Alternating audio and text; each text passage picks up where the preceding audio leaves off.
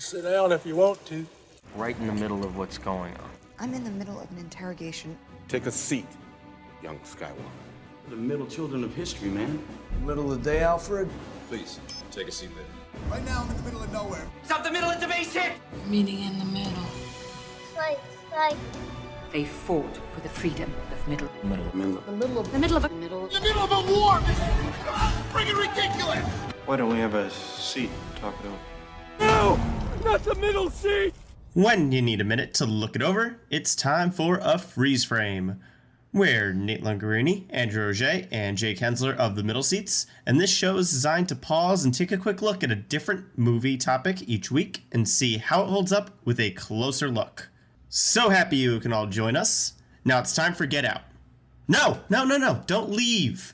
What I mean to say is, this week we'll be freezing on Jordan Peele's Get Out. I ain't never seen you like this before, bruh. Meeting families, taking road trips. Don't come back all bougie, man. Do they know I'm black? Should they? You might wanna. Mom and Dad, my black boyfriend will be coming up this weekend. I just don't want you to be shocked. Can I see your license, please? He wasn't driving. I didn't ask who was driving. I asked to see his ID. So look, I go do my research. Apparently, a whole bunch of brothers been missing in this suburb. Do you smoke in front of my daughter? She'd take care of that for you. How? Hypnosis. Get out. Sorry, man. Get out! Yo! Sink into the floor. Wait. Sink.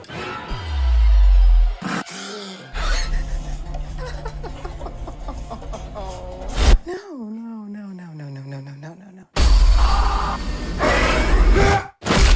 A bomb is a terrible thing to waste. Alrighty, so the premise behind Get Out is fairly simple. A young black man, Chris Washington, goes to meet the family of his girlfriend, Rose. However, he quickly suspects something is off. But is it just a discomfort of being the only black man acting normally at the reunion, or something much more sinister? The film stars Daniel Kaluuya, and he's backed up by Allison Williams, Catherine Keener, Bradley Whitford, Betty Gabriel, and a breakout appearance for fan favorite Little Rel Howery. The other big talk behind this movie was that it was the directorial debut of Jordan Peele, most known for his comedy work in Key and Peele. So let's discuss, is horror too much of a departure for Peele's first movie, or did it all work out? This is a spoiler-filled review, but if you're curious about the movie and you don't want to be spoiled, look for the ratings time code in the description below. So boys, what do we think about Get Out? Let's start with Drew.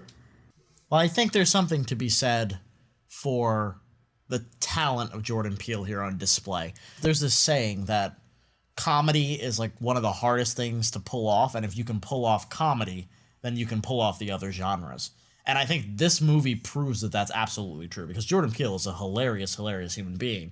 But Get Out also is able to take his comedic sensibilities and mix them with something truly terrifying and dark and really socially woke at its core. It's just a damn well, really good movie across the board, as far as writing, as far as acting. Some relatively unknown performers coming in, giving really good performances, from Daniel Kaluuya, who does a really excellent job in the lead role, all the way down to small bit players like Bradley Whitford and Lil Rel Howery and Lakeith Stanfield, who has grown in notoriety in past years as well. So rewatching the movie, I think it's telling how much this movie still has power even 2 years later. It's such a well-made film, and it deserved to get all the notoriety that it did. I mean, absolutely. I actually would think overall I was slightly lower than the average person that went to see it, and I still thought it was great. I'm very happy that this got a lot of Academy Award recognition. It won Best Original Screenplay. Jordan Peele got nominated for Best Director. Daniel Kaluuya got nominated for Best Actor. All well deserved. I was very happy that the Academy was able to recognize all that. And more importantly, now you slap Jordan Peele's name on something, from the mind of Get Out, and everybody's amped. Everybody's excited for Us. A couple weeks after Us comes out, we get the Twilight Zone reboot. But yeah, Get Out was, super original. If I'm going to teeter into flaws a little bit, since we're all going to be very positive, I'm assuming, I think its third act is slightly weaker. Teeters into generic territory in the third act, but it's still really good. It's still directed better than the average, revenge third act, as you might say. And I love that they're good and smart enough for Nate to go out and see some horror thrillers. Yeah, that's a good segue into my thoughts here. Yes, I am the scaredy cat. So yes, this was not fun for me to go into, but once I got my butt in the theater and saw this, I was really, really happy. This was such a surprise of a movie because it just seemed like all the pieces were in the wrong spots. Jordan Peele directing a horror movie, it was something that was just unheard of at the time.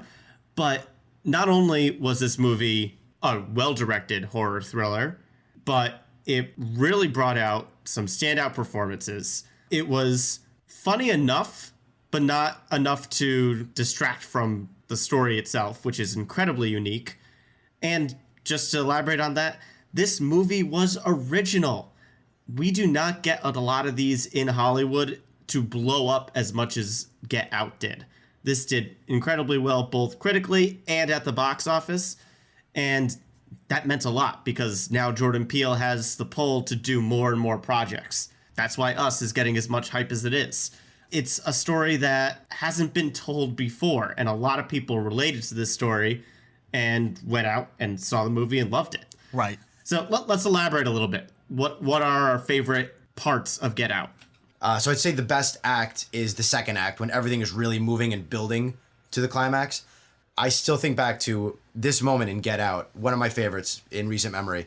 It's basically the big reveal, but it's a show don't tell. So Kaluuya's character goes to walk upstairs to check his phone to see if it's charging. I think it's the second time. It is, yeah. Yeah, so he goes up to see if it's actually charging this time. And as soon as he goes up the stairs out of view, the entire room pauses and follows him up the stairs. And any hint, any hunch, idea that you might have of what's going on is proven in that exact moment perfectly as they all turn their heads to watch him go up the stairs. And both times I've seen this movie, the hair goes up in my arms. I'm like, that's just such a brilliant reveal for anything you were wondering. Yeah. Such a great execution. Love that shot. For sure. At this point in the movie, you know something's wrong, but you're still trying to pin down exactly what. And everybody's in. Oh, right. Beautiful. This movie is an absolute master at escalation, too. Yes. Nate, you pinpointed a word earlier that I wanted to jump on. Relatable is a really good word for this movie. And we talk about how they're pitching Us as Jordan Peele's latest nightmare. And what are the scariest nightmares that you guys have? They're not the ones where, like, the Cookie Monster's running after you, just for example. They're the ones that are rooted in real life and actually could happen to you. Those are the ones that shake you the most. And Get Out does a really good job at preying on the usually unfounded fears, especially for a young black man in society. Just the way the movie sets up little hints about what's happening, that there is something more sinister here, like Bradley Whitford kind of making inappropriate comments, but you think, oh, he's just like kind of the goofy dad trying to relate. Trying to relate and not seem racist, even though everyone in his family keeps on getting off these one-off comments that just play so wrong when they're trying to act so casually. Right, exactly. That happens every day in society. But it doesn't lead to, you know, this movie's big twist, which is slavery. Mind control slavery. It's the horrific fantasy that could happen to somebody. Jake, I kind of agree with you that if I have issues with this movie, it becomes a little bit like get out of the house, bloody revenge fantasy in the last couple of minutes. But also in those final minutes, the scariest thing that happens is he finally escapes, he's about to walk away, and then you think the police are there. Yeah. Like, little stuff like that is just so unbelievably brilliant and so in tune with what is going on in reality today that it just gives the film an extra gut punch that it wouldn't have if it was just, you know, some schmuck making it as a generic horror movie. Yeah, absolutely. Going back to favorite scenes for a minute, my personal favorite part of the movie is the big reveal when Rose and Chris depart from the family reunion for a little bit, and we keep cutting back to this shot of Bradley Whitford's character with Chris's picture in the background at like a bingo game, and he keeps on pointing, and the camera slowly is zooming out as we cut back and forth between the conversations, and we realize that this is a freaking auction. Yeah. That is my chill moment. And he's the only one that doesn't know. Exactly. Chris is the only one not in on it. And the movie still plays with you, even after this point, because you think that Rose is in on it, and you're almost 100% confirmed when you find pictures of her other previous boyfriends, quote, in her closet. But there's still that little bit of hope when she's playing dumb at the very end. Like, is she not in on it? Is this all just some weird misunderstanding and the whole family's crazy, but Rose is okay? Nope. Right. And this is such a tricky tone to balance. He's got his direct comedic elements in there too, like Lil Rel Howery basically playing the role of the audience throughout all of this. For sure. Which was a really smart idea. Yeah. But even the main actors, like Daniel Kaluuya's reaction to a lot of what's going on, we're just kind of like, what the hell? But he's not like being crazy about it.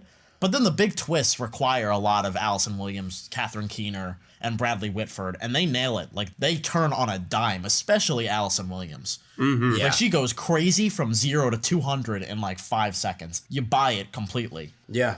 One of the most iconic scenes in years with the tea-stirring hypnotism, the sunken place. That scene is already known everywhere for a generation. That's going to go down in history for, I don't know, a long time. Like, everybody's going to talk about that scene. I think that scene's going to get replicated. I think it's going to get brought up in comedies like a spoof. That scene is literally everywhere. I mean, a first-time director got iconic moments from everything in this movie. Right. I also want to talk a little bit about the opening scene with Lakeith Stanfield, because I think that, again, leans into the fear of, you know, just a black man walking at night, and he sees a car possibly following him, and it ends up being exactly what he thought it was. Somebody was following him. What a way to start the movie. Like, oh, yeah. And it looks all one take, too. I don't know for sure if it is. I want to rewatch it now. I think it's a little bit of visual trickery, but it looks impressive. Yeah, and it takes talent to direct that kind of thing. Something else that I just love this movie for is the little attention to detail, too. And most of it is to make you feel uncomfortable, but it's also just to really solidify the world that Jordan Peele has created here.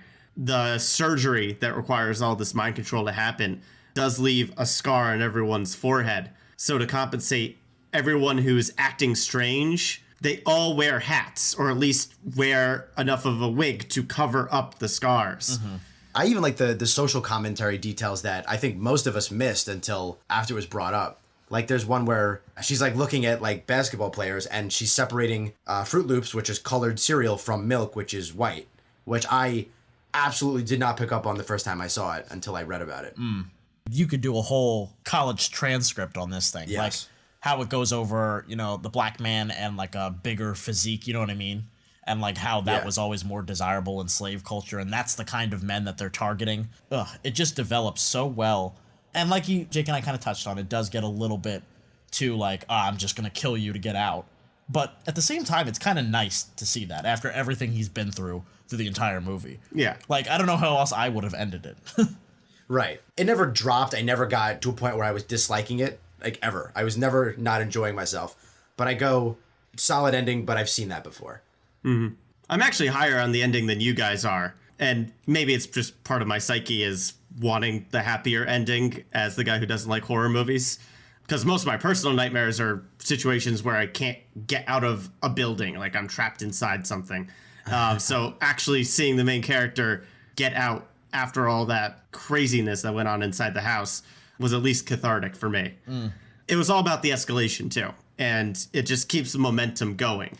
I'm constantly excited watching the movie. Yeah, true. Like, you don't feel like he's safe until he even gets into the car with Lil Rel Howery at the end. Until the credits roll. That's when he's safe. Right.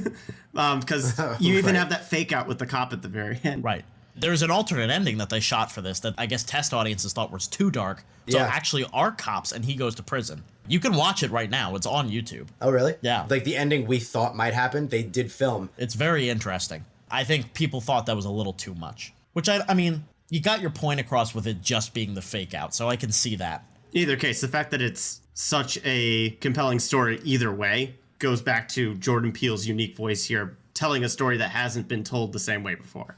And, you know, we've already touched on Jordan Peele's social commentary, but even one, like, from a comedic standpoint that definitely resonates with a lot of black audiences was people, you know, in the movie like, oh, Obama, best president of my lifetime, would have voted a third time.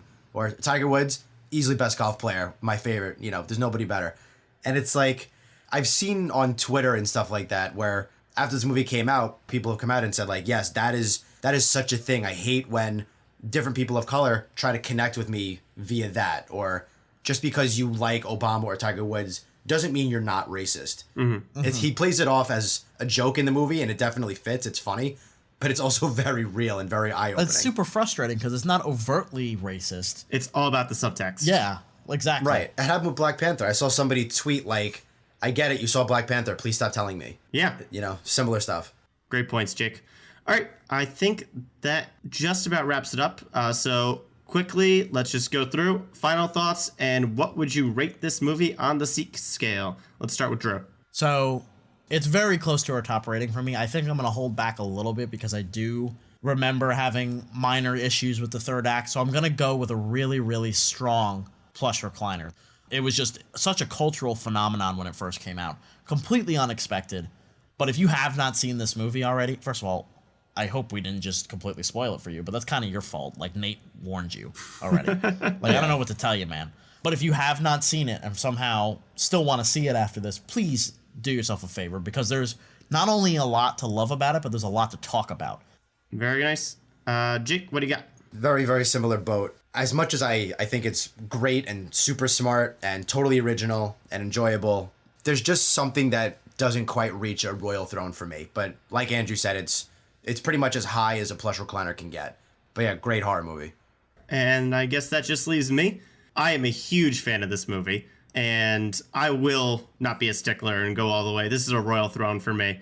I love every act of this movie, and I just love the craftsmanship behind Jordan Peele's first Nightmare here. Having an original story already is points in my book, and Get Out is just such a rock-solid directorial debut. So, Get Out, royal throne for me, and that will do it for this week's Freeze Frame on the Middle Seats. Keep an eye out for our podcast on Us. We're very excited for it. If you want to get in touch with us, please like, comment, and subscribe to our YouTube channel, The Middle Seats.